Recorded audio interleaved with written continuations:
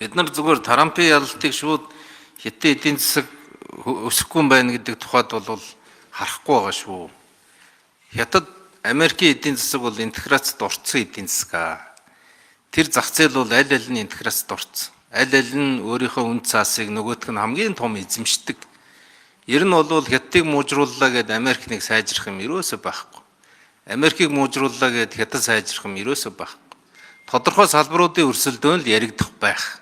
Магадгүй өндөр технологи дээр хэн яах вэ? Жишээлбэл хятад бол одоо тодорхой үнэт металлуудыг Америк руу зархаа боллоо гэж 2 өдрийн өмнө мэдгдсэн. Ингэснээр Америк дахиад хохирно. Жишээлбэл Америкийн үн цаасыг хамгийн их автсан байгаа нь хятадын засгийн газар шүү дээ, хятад.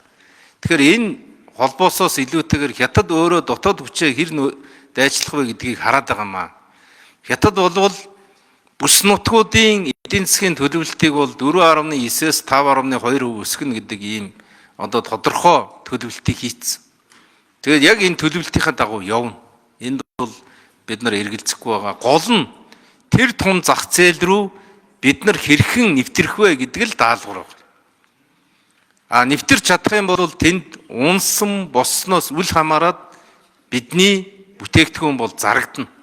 Бид нэвтрээгүй ээжиж яаж нэвтрэх шийдлээ гаргаагүй, эцсийн нэвтрэлтээ хийгээгүй ээжиж тэр зах зээлийн тухай төсөөлөд байгаа нь жоохон өрөөсгөл юм билээ. Тийм учраас удахгүй энэ хил холболтын асуудлыг одоо бид нар яалтчгүй шийдэх хэрэгтэй. Ингэжээж магадгүй тэр зах зээл ман зах зээл бол.